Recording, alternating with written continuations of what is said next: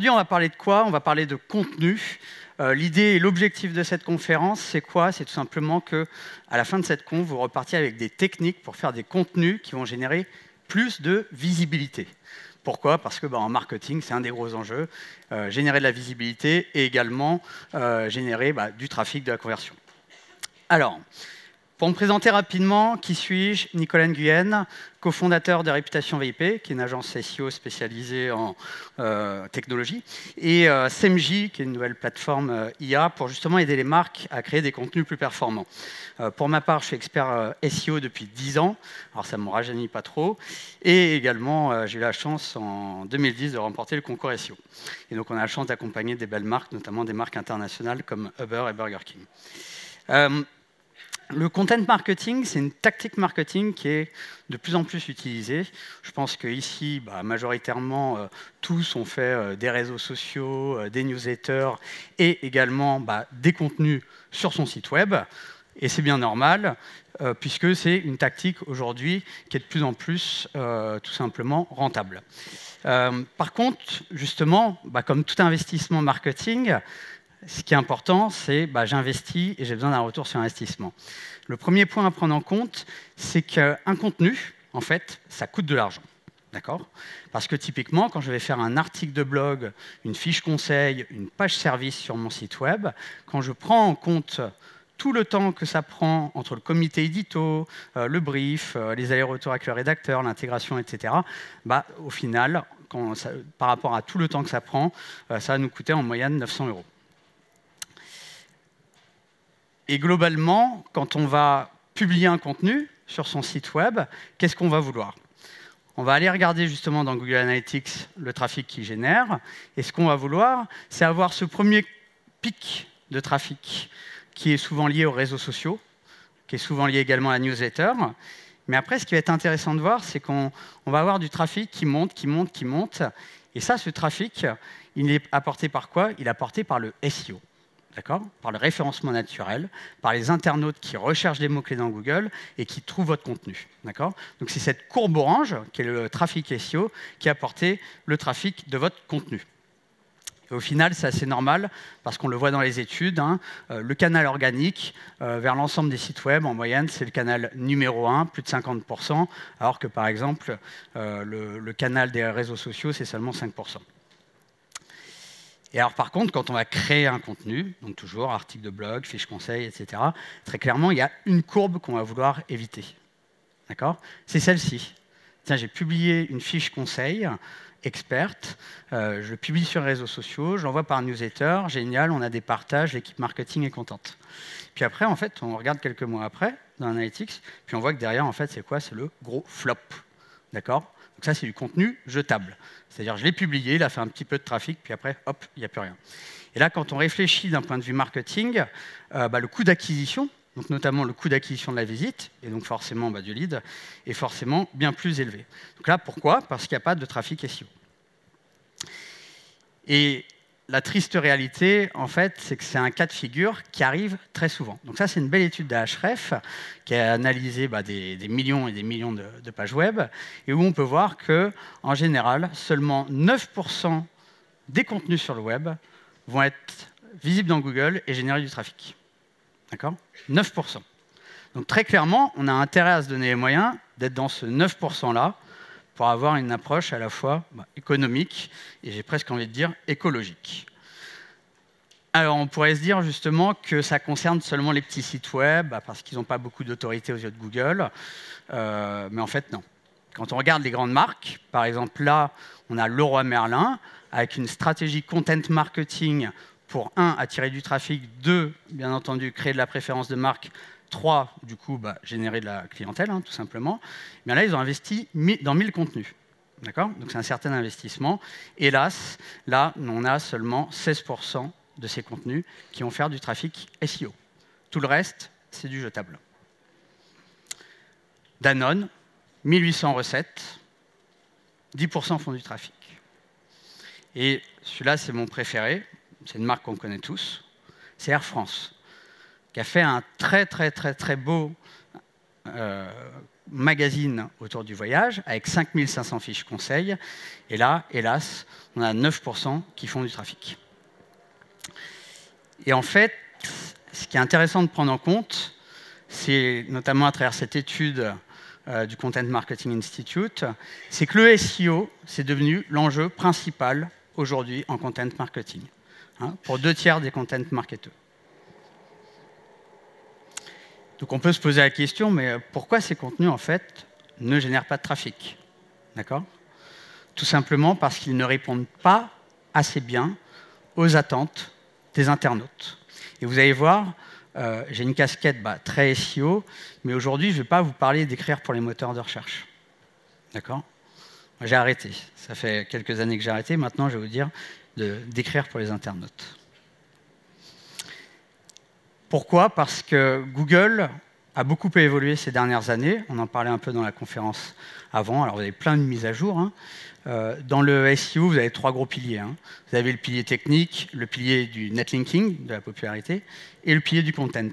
Et moi, à mon sens, le pilier du content, c'est celui qui a le plus évolué. Notamment, on peut voir, on a eu la mise à jour Panda en 2011, OK. On a eu la mise à jour Colibri, Hummingbird, qui est intéressante, qui a permis la bascule de Google du moteur statistique au moteur sémantique, c'est-à-dire comprendre le sens des mots. Et puis, depuis 2015, on va avoir, à mon sens, un des plus gros bouleversements, c'est l'intégration de l'intelligence artificielle dans l'algorithme à travers RankBrain. Il y a un autre point qui est assez intéressant, c'est, je pense, on a tous entendu parler du mobile, le mobile first, etc. Ça, en fait, le mobile, c'est déjà le passé pour Google. D'accord ? Depuis 2017, ils ont annoncé officiellement basculer d'une stratégie mobile first à une stratégie IA first. Et donc, en fait, quand on regarde avec le recul, ça a un impact super important sur notre manière de faire du contenu et notre manière, justement, de nous positionner dans le moteur de recherche. On est passé d'une ère très archaïque, au début des 2001, où voilà, tout le monde parlait de keyword stuffing. L'objectif, c'était, si je voulais ranker sur voyage, je mettais 50 fois voyage en noir sur noir, clac. Bon, nickel, c'était pas très compliqué, hein. Ça a un peu évolué, notamment en 2008, où on était sur une ère un peu plus évoluée, où si je voulais ranker sur 500 mots-clés, qu'est-ce que je faisais? C'est simple, je faisais 500 contenus, tous avec le même brief. Voilà, j'ai 500 contenus, de 500 mots à faire, ou de 1000 mots, et puis j'envoie des liens, et hop, c'était réglé. Donc c'était bien, hein, à l'époque, hein, parce que c'était facile. Mais en fait, la réalité, c'est que ces méthodes-là ne fonctionnent plus aujourd'hui, et notamment depuis 2017, on est dans cette ère de l'IA, donc ça impacte forcément le SEO, où là, à chaque fois qu'on va créer un contenu, l'idée, ça va être quoi? De répondre aux attentes de l'internaute. D'accord? Et non pas d'optimiser son contenu pour un moteur de recherche. Ça, c'est fini. Alors, qu'est-ce que ça veut dire, hein? Voici un petit exemple. Par exemple, avant, si je voulais faire un contenu sur le mot-clé perte du ventre, je disais, tiens, faut mettre, je fais un article de 1000 mots, il faut mettre 15 fois perte du ventre, 10 fois tel mot-clé secondaire, etc. Bon, ça, c'est terminé. Maintenant, on est sur une nouvelle méthode, où là, le sujet, c'est si je veux faire un article sur perte du ventre, j'ai certaines thématiques à adresser. Pourquoi? Parce que ce sont les attentes des internautes. D'accord? Alors, comment on fait pour, justement, créer des contenus performants en 2019? Avant de montrer le comment, alors je suis un peu désolé, hein, en 30 minutes, ça va être un peu rapide, mais l'idée, c'est vraiment de partager un maximum de techniques. Ces techniques, elles permettent quoi, justement? Elles permettent ce genre de gains. Typiquement, là, c'est un de nos clients qui est dans l'e-commerce, en parapharmacie, et où le pilier du contenu, on l'a appuyé à 200% avec une très belle stratégie de contenu, à la fois d'un point de vue éditorial, donc sur le blog, et également sur toute l'optimisation des catégories e-commerce, des fiches produits. Et donc, du coup, typiquement, grâce à ce genre de technique, on a généré de la croissance, donc là, plus de 200 000 visites SEO mensuelles en 12 mois. Et donc là, justement, j'ai une méthode à vous proposer, c'est celle-ci. Alors, je vais la passer assez rapidement, mais globalement, on va être sur un sujet de prioriser nos actions de contenu. Et on va peut-être se dire, on va arrêter de faire 100% de création de contenu. On va peut-être maintenant allouer de l'énergie sur l'optimisation de contenu. Ensuite, on va faire de l'analyse de mots-clés pour toujours identifier c'est quoi mon audience derrière. On va arrêter de faire des contenus qui ont zéro potentiel. On va se poser la question de c'est quoi le mot-clé et c'est quoi l'audience possible derrière. Ensuite, on va lancer toute une phase d'analyse pour justement préparer son brief. Et ensuite, on va pouvoir créer son contenu, l'optimiser et mesurer la performance. Et ça de manière cyclique, puisque le content marketing, c'est une approche cyclique. Première étape, on va prioriser nos contenus existants qu'on optimisera.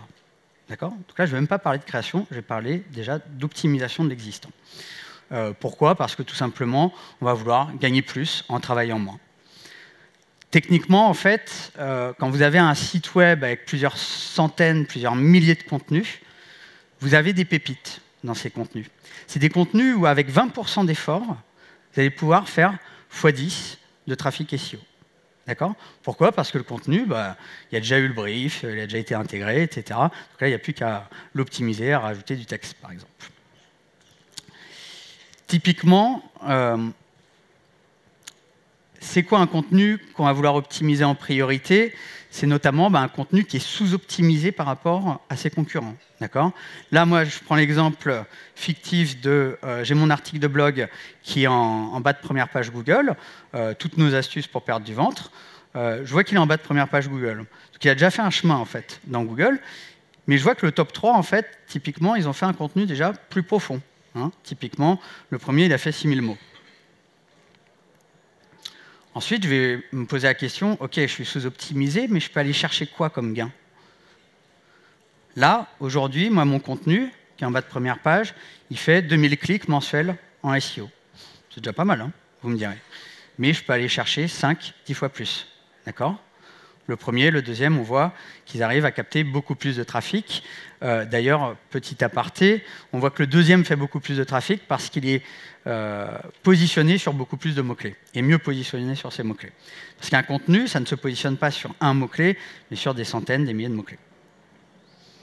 Donc là, technique que je partage avec vous pour identifier justement ces contenus. C'est une technique au final qui est assez simple, que vous pouvez faire en mode gratuit avec Search Console ou en payant si vous êtes doté d'un outil comme Ahref. Alors vous verrez, je vais partager pas mal de techniques autour d'Ahref. C'est un outil que je ne peux que recommander, ou éventuellement avec SEMrush, vous pouvez reproduire la même chose. Donc là, typiquement, l'idée c'est quoi ? C'est je regarde toutes les pages qui font du trafic sur mon site web et je filtre sur les positions. D'accord ? Et donc là, je peux voir toutes ces pages qui se positionnent entre position 3 et, par exemple, position 12. Typiquement, ça veut dire quoi ? C'est qu'elles sont à partir du milieu de page Google. D'accord ? Ce qui est important de prendre en compte, en fait, c'est que quand vous êtes en bas de première page Google sur votre mot-clé principal, en visant le top 3, vous faites x5, x10. Donc ça, c'est simple. Et avec Ahref, on peut pousser un peu plus l'approche. On est dans un enjeu héroïste, c'est-à-dire faire plus avec le moins d'efforts possible. On peut jouer notamment sur le filtre de Keyword Difficulty d'Ahref qui permet notamment de viser des mots-clés à faible concurrence. Donc là, juste pour vous montrer, là typiquement, exemple de gain, j'ai un contenu qui est plutôt en perte de vitesse, qui faisait un peu de trafic, puis au final, on l'optimise, et derrière, on a un énorme gain. Au final, avec assez peu d'efforts. Et ça, on va voir le comment juste derrière. Ensuite, on va prioriser des nouveaux contenus à créer. D'accord ? Alors, là, l'objectif, bien entendu, c'est d'être visible sur l'ensemble de son marché SEO. Là, une technique qui peut aider là-dessus, pour notamment driver sa ligne éditoriale grâce à du SEO, ça va être notamment de s'appuyer sur les concurrents. Donc là, notamment dans Ahref, ça fonctionne aussi dans SEMrush, on va pouvoir lister les sites web des concurrents ou leurs blogs et comparer leur positionnement avec le nôtre. D'accord ? C'est ce qu'on appelle un content gap. Et là, on ne voit pas très bien sur l'écran, mais globalement, on va pouvoir identifier tous ces mots-clés où moi, mon site web ne se positionne pas et où les concurrents se positionnent. Donc forcément, dans ces mots-clés, j'ai des mots-clés qui vont être intéressants pour mon business et où aujourd'hui, je ne l'ai pas encore attaqué. Et là, pareil, toujours, on peut jouer avec le Keyword Difficulty pour aller attaquer notamment des océans bleus. Le keyword difficulty va notamment évaluer, on va dire, la difficulté, notamment d'un point de vue netlinking. Alors ensuite, on va toujours challenger le mot-clé principal d'un contenu. Là, l'idée, c'est quoi? C'est vraiment bien cibler sa thématique, puis éviter quelque chose qui est assez critique. C'est quand on liste des idées de sujets d'articles et qu'on n'attache pas de mots-clés à ces sujets, et vous tirez à l'aveugle, en fait. Ah bah tiens, j'ai une idée d'article, on va faire ça. Ouais, mais si c'est recherché 0 fois par mois dans Google, c'est-à-dire que techniquement, vous n'avez pas d'audience, ou très peu. Donc il faut vraiment utiliser en fait, ces volumes de recherche autour des mots-clés, non pas forcément comme, que pour du SEO, il faut l'utiliser aussi comme de l'étude quantitative, de l'étude de marché. Donc c'est ça l'idée. Donc là, par exemple, je prends l'exemple où, ah bah tiens, on a une idée, on va faire un article de blog sur les conseils pour s'endormir. Voilà, très bien. Mais en fait, c'est quoi le vrai mot-clé qui est derrière ça? Donc là, technique, dans Href Keyword Explorer, je commence à taper le début de mon titre, et puis là, ce que va me permettre en fait à Href, c'est voir les résultats qui se positionnent sur ce mot-clé fictif en fait. Et là, du coup, je vais pouvoir voir les différents mots-clés qui rapportent le plus de trafic à ces contenus. Et en fait, là, le bon mot-clé, c'est celui du bas, comment bien dormir, qui est recherché 3000 fois par mois. D'accord? Donc on n'est pas tellement sur s'endormir et conseils, on est plutôt sur comment bien dormir. Et c'est subtil, mais ça fait la différence, notamment pour la suite. Alors ensuite, on va analyser ce qu'on appelle le user intent dans Google. Là, l'idée, c'est quoi? C'est qu'en fait, avant, tous les mots-clés, on pouvait positionner n'importe quel type de contenu sur n'importe quel type de mots-clés. Alors ça, c'est terminé. Donc ça, c'est une partie qui est vraiment très importante à prendre en compte. C'est que globalement, aujourd'hui, vous avez des mots-clés de plusieurs catégories. D'accord? On va avoir des mots-clés de type informationnel. La perte du ventre, globalement, qu'est-ce que je vois? Je vois des articles qui sont en fait des guides. Donc c'est des contenus de type informationnel qui transmettent des informations et qui sont là pour guider l'utilisateur. Donc là, si on veut se positionner sur ce mot-clé, qu'est-ce qu'on fait? On fait un article de blog ou une fiche conseil. D'accord? Autre exemple un peu plus subtil, là, je tape brûleur de graisse. Là, ça va être compliqué pour moi de positionner ma catégorie de produits e-commerce. C'est plutôt un article informationnel, mais de type comparatif produit. D'accord? Donc là, si je veux me positionner là, j'ai intérêt à bien regarder et me dire, ah bah tiens, je vais peut-être plutôt faire un comparatif. Autre point, appareil de musculation, là, on n'est plus du tout sur l'informationnel. D'accord? Là, dans le top 3, alors on ne le voit pas super bien, mais globalement, c'est des catégories de produits. C'est-à-dire quand vous cliquez dessus, ça va être des catégories de produits qui proposent plusieurs appareils de musculation. C'est ce qu'on appelle des mots-clés de type transactionnel. Donc là, on va plutôt optimiser sa catégorie e-commerce ou optimiser sa page service. D'accord? Petit conseil, quand vous avez des pages à conversion, comme des catégories e-commerce, des fiches produits, des pages services, donc où là l'enjeu il est transactionnel, un des gros conseils, c'est toujours créer des contenus informationnels. Par exemple, comment bien choisir son appareil de musculation, donc par exemple un guide d'achat, qui va faire un lien vers cette catégorie e-commerce pour la pousser dans Google.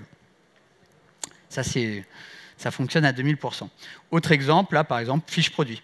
D'accord? Donc là, c'est plutôt une fiche produit, pour le coup. Et donc là, du coup, on va plutôt optimiser la fiche produit. Ensuite, là, l'idée, c'est quand on va faire son contenu, donc là, je cherche à optimiser mon contenu sur perte du ventre, je vais essayer d'analyser au maximum les attentes des internautes. Alors là, ça va être très marketing. L'idée, c'est quoi? C'est tout simplement comprendre au mieux les pains de son persona. D'accord? Pour mieux y répondre. Donc globalement, ce qu'on souhaite faire, c'est première étape, quantifier les attentes des internautes. Deuxième étape, identifier les forces des contenus concurrents pour tout simplement créer le meilleur contenu pour l'audience. On est comme dans là, tout à l'heure, on parlait de produits. Market fit, c'est exactement le même sujet. Sauf que là, on considère le contenu, en fait, comme un produit. Et ça, c'est vraiment l'état d'esprit à avoir aujourd'hui pour aller chercher de la performance. Donc là, petite astuce, si jamais vous n'avez pas d'outils payants comme un Href, il existe un plugin gratuit qui s'appelle Keyword Everywhere. Ce plugin vous permet d'obtenir rapidement dans Google à la fois des volumes de recherche et des idées de mots-clés.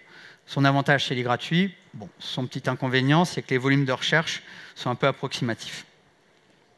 Mais ça vous permet d'avoir la tendance. Donc là, je suis dans le scénario où je veux me positionner dans le top 3 sur perte du ventre. D'accord ? Parce que c'est bientôt l'été, donc je me prépare. Donc là, le premier truc à faire, en fait, il est ultra simple. C'est je tape perte du ventre dans la barre de recherche. Et là, je vois quoi ?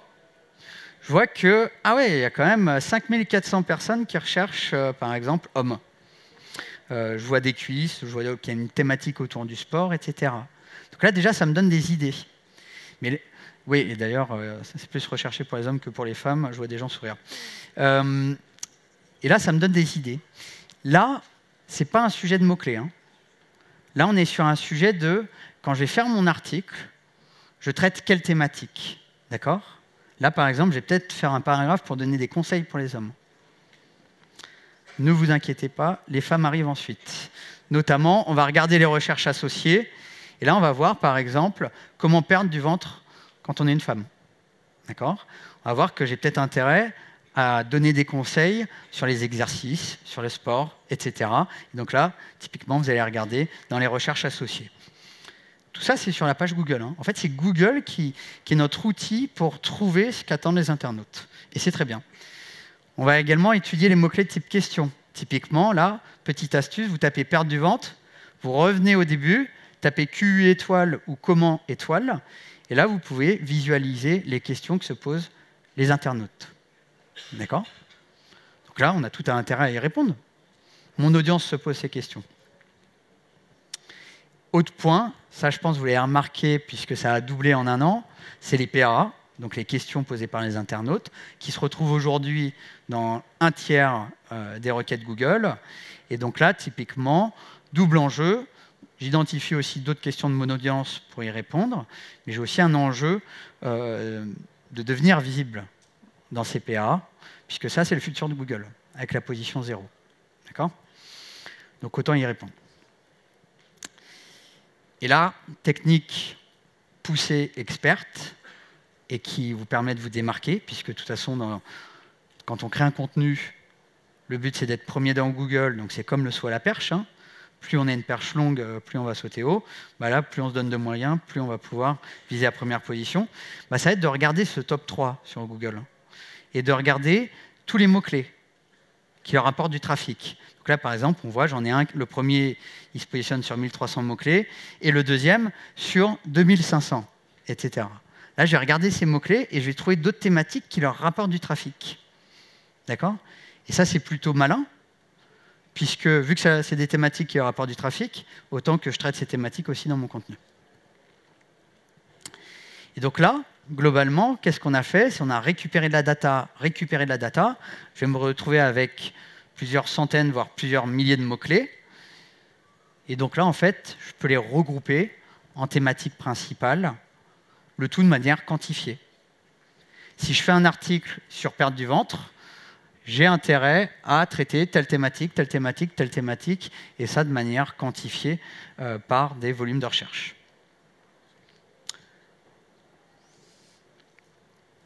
Et ce qui va être intéressant, parce que en SEO, personnellement, j'aime bien les choses très cartésiennes, c'est justement de voir, par exemple, que le premier, qui est Sagesse Santé, et qui récupère beaucoup plus de trafic que moi, en fait, il traite 80% de ces thématiques, là que je viens de récupérer.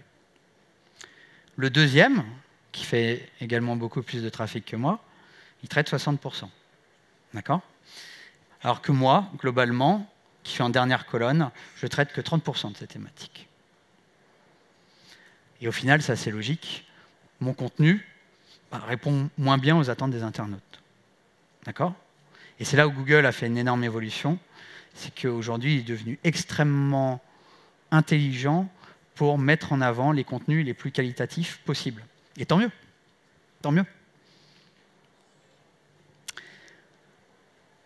Donc pour continuer, ensuite, on va faire quelque chose qui est à la fois simple, mais très important, c'est analyser justement le top 3 concurrents, donc les concurrents.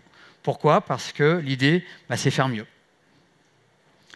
Donc là, très simple, toujours dans Google, je prends le premier, je prends le deuxième, je prends le troisième, et je regarde ces contenus. D'accord? C'est eux que je dois battre. Et donc c'est très simple. Si je prends toutes les forces des 3 meilleurs, c'est mathématique, je suis le meilleur. Donc c'est ça l'idée. Et notamment, on va faire un contenu qui est plus profond, qui traite de toutes les thématiques, qui est mieux illustré, qui, s'ils ont des vidéos, j'ai intérêt à avoir une vidéo, très clairement. S'ils ont un titre accrocheur, je vais faire en sorte d'avoir un titre plus accrocheur, et donc vraiment faire le meilleur contenu. Et donc derrière, en général, ce qui se passe, c'est que ce n'est pas les équipes marketing forcément qui rédigent les contenus, ça peut être des copywriters notamment externes. Donc là, ce qui va être clé, ça va être de créer un brief SEO. Alors on est toujours dans quelque chose de très simple, hein. Mais en fait, je le vois parce que j'accompagne vraiment des très très belles marques, notamment en France, qui sont leaders de leur sujet, et qui, en fait, parfois sautent l'étape brief. Donc quand on saute l'étape brief, ça veut dire qu'on tire à l'aveugle. C'est-à-dire le copywriter, il tire à l'aveugle. D'accord ? Et donc c'est pour ça qu'on retombe sur ces stats de 9% de contenu qui génère du trafic SEO. Okay ? Donc le brief, il est clé. Et donc l'idée, c'est de mettre toute l'analyse qu'on a fait en amont dans ce brief, notamment les différentes thématiques, les différentes questions, pour que derrière, le copywriter puisse se le réapproprier et faire un contenu qui est au top par rapport à l'audience. D'accord ? Alors parfois, on me dit « Ah non, mais attends, j'envoie mon copywriter dans SEMrush, il va faire ses études de mots-clés, ces trucs, ces machins. » Le copywriter, ce n'est pas un data analyst, hein. C'est pas mal de lui donner la data et que lui il se concentre sur sa vraie valeur ajoutée, qui est sa créativité et sa manière de créer de l'expérience à travers de l'écrit. Ça, c'est un autre conseil. Donc ensuite, on va publier. Très bien. Donc là, il y a une autre étape. Je pense que vous en avez tous entendu parler, mais je vais insister dessus. C'est booster l'autorité interne des contenus grâce au maillage interne. Ça veut dire quoi? Ça veut dire que quand je vais créer mon contenu stratégique, donc par exemple mon article de blog là, sur perte du ventre, qui peut me permettre de capter beaucoup de trafic, en fait sur mon site web, j'ai plusieurs milliers, j'ai plusieurs centaines de milliers, j'ai plusieurs millions de pages potentiellement, surtout en e-commerce. Donc il faut aider Google à lui montrer les pages stratégiques. Et la meilleure manière de le faire, c'est notamment en faisant des liens depuis d'autres contenus rédigés vers ma page. Et là, je ne parle pas de liens en navigation, je ne parle pas de liens footer, je parle de liens que vous mettez au sein de contenus rédigés, donc dans le texte. C'est les liens qui sont les plus puissants. Et donc le conseil, c'est quoi? C'est que vous avez investi, on l'a vu, du temps. Autant prendre 10 minutes de plus après la publication pour justement faire ces liens vers ces contenus. C'est x2, x4 de performance. C'est aussi simple que ça. D'accord? En 10 minutes.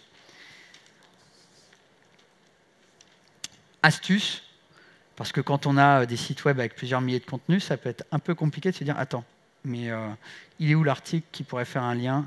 etc. Donc ça, astuce, filou. Tapez site, votre nom de domaine, et vous tapez le mot-clé du contenu en question. Donc la perte du ventre. Donc en premier, j'ai quoi? J'ai mon contenu que je suis en train d'optimiser, enfin que j'ai optimisé plutôt.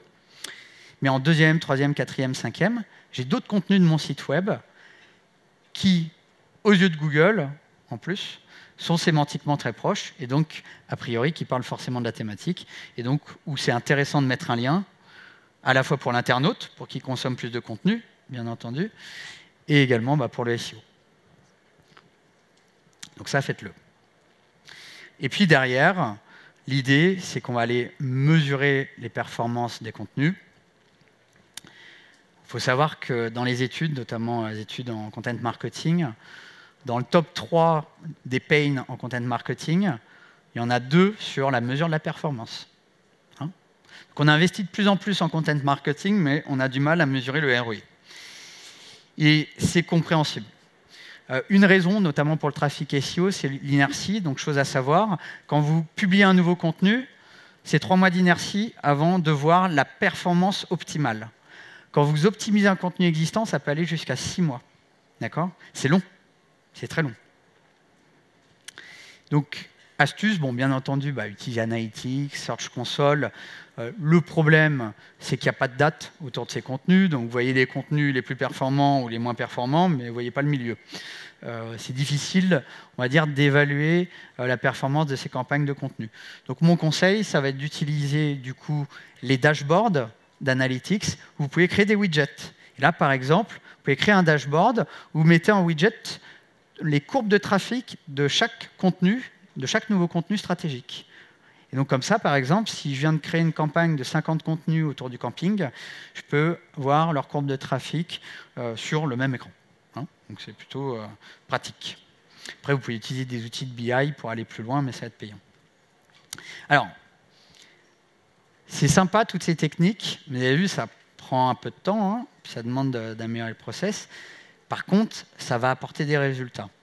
Et là, le conseil que j'ai à vous donner, il y a des boîtes, par exemple, souvent, ce qu'on me dit, c'est « Ah, nous, on fait 4-5 contenus par mois. » Vaut mieux faire 2 super contenus qui vont faire beaucoup de performance que 4 contenus qui font 0. Donc, c'est vraiment ça l'enjeu. Et typiquement, ce qu'on va pouvoir viser comme type de résultat, c'est sur des mots-clés assez concurrentiels. Hein, par exemple, la crème hydratante. Vous allez pouvoir pousser votre page à conversion avec un contenu informationnel. Et là, typiquement, en optimisant à la fois vos pages à conversion et vos articles de blog, viser des positions. Par exemple, là, c'est à la fois le top 1 et le top 2. Donc, c'est plutôt assez intéressant. Ce qui est intéressant également, c'est que Google est en train de basculer du moteur de recherche vers le moteur de réponse. On a vu les PA tout à l'heure, donc les questions. Il y a aussi les positions 0. Tout ça, ça va prendre de plus en plus de place. D'accord ? La première chose à faire pour aller en position 0, c'est quoi? C'est arriver dans le top 3 de Google. Parce que, simplement, 70% des positions 0 proviennent du top 3 des résultats naturels. Donc là, grâce à la méthode qu'on a mis en place, on se donne les moyens en fait, d'atterrir dans le top 3 et donc en position 0. Et un autre point qui va être très intéressant, c'est aussi de mesurer la valeur que ça a, ce trafic. Alors bien entendu, on peut mesurer les conversions, le chiffre d'affaires, etc. D'ailleurs, c'est ce qu'il faut faire. Mais en attendant, vous pouvez également voir que, tiens, ce trafic, en fait, qui vient vers mon article, mon contenu, ou ma catégorie commerce, il a une valeur de trafic. Alors, c'est quoi la valeur de trafic? C'est on prend le trafic mensuel du contenu et on le compare à AdWords. C'est-à-dire, si j'obtenais ce trafic à travers AdWords, ça me coûterait combien? Tiens, cet article qui est premier sur Crème Anti-Rougeur, eh bien, globalement, si je payais ce trafic depuis AdWords, ça me coûterait 1 500 € par mois. Ça vaut le coup d'y passer quelques heures d'optimisation, très clairement. En conclusion, moi, ce que j'ai envie de partager avec vous, c'est vraiment, aujourd'hui, on a vraiment un gros enjeu, en fait, de faire des contenus beaucoup plus quali. Je pense qu'on a tous entendu parler du content shock. Voilà, toutes les entreprises ont aussi entendu parler du content marketing, comme quoi il faut débiter du contenu. C'est terminé. Aujourd'hui, il vaut mieux avoir une approche ultra quali que quanti. Après, il vaut mieux avoir les deux, hein, très clairement. Mais la quali est le plus important. Et donc, chaque contenu quali et optimisé que vous allez créer, potentiellement, c'est plusieurs milliers de visites mensuelles et forcément avec un impact important sur le chiffre d'affaires. Derrière, si vous industrialisez cette méthodologie, hein, par exemple, moi j'ai des clients qui font 1000, 2000, 3000 contenus par an, là, forcément, vous assurez de la croissance, c'est mathématique. Et derrière, forcément, puisqu'en marketing et en SEO, ça a toujours été le sujet, c'est de prendre une longueur d'avance sur vos concurrents. Voilà. Merci à tous.